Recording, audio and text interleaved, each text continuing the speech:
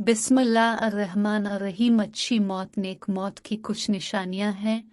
इंसान को अल्लाह ने मरने से पहले खुशखबरी देता है।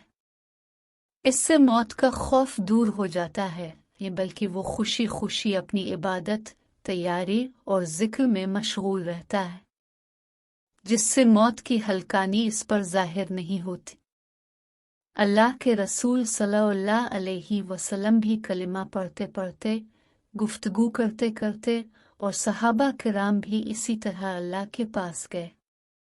दूसरी निशानी जिसे अल्लाह करीम कलिमा नसीब कर दे, इससे अच्छी मौत कोई नहीं। अल्लाह के प्यारे नबी सल्लल्लाहु अलैहि वसल्लम ने फरमाया, जिसने मौत के वक्त कलिमा नसीब हुआ वो अच्छी मौत मरा और जन्नत में भी दाखिल होगा। तीसरी निशानी मौत के वक्त उसकी पेशानी पर पसीना आ जाए, ये इसके हसन खात्मा की निशानी है कि अच्छी मौत मरा। चौथी निशानी है कि जुमा के दिन या जुमा की रात को जो फौत होता है, अल्लाह इसे अजाब कब्र से महफूज फरमाएगा। जामे तिर्मिज़ी में इसे बयान किया गया है। अच्छी मौत की पांचवी निशानी है कि अल्लाह के दीन का दिफा करते हुए जो दुनिया से चला गया, ये भी इसकी अच्छी मौत है।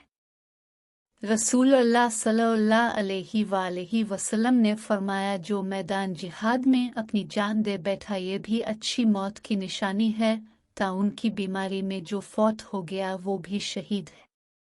सही बुखारी आयरा 5732। जो ताउन की बीमारी है, जो कि एक वबाई मर्ज थी, इससे जो फौत हो जाए वो भी शहीद है।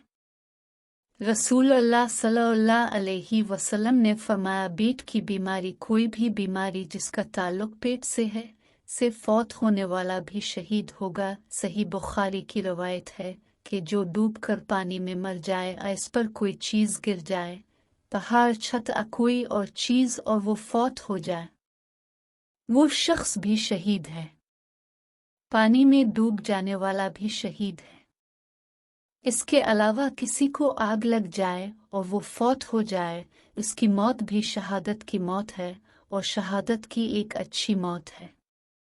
अब सल्लल्लाहु अलैहि वसल्लम ने फरमाया, ऐसी बीमारी जिससे फेफड़े ख़त्म हो जाएं और इंसान फौत हो जाए, इसकी मौत शहादत की मौत है। जो इस तरह अल्लाह के पास चला जाता है वो शहादत का मर्तबा पाता है। ये अल्लाह के प्यारे पैगंबर सल्लल्लाहु अलैहि वसल्लम के फरामीन हैं। अल्लाह करीम से दुआ है कि वो हमें एक अच्छी और शहादत की मौत अता फरमाए और क़यामत के दिन हमें अपने नेक बंदों का साथ अता फरमाए।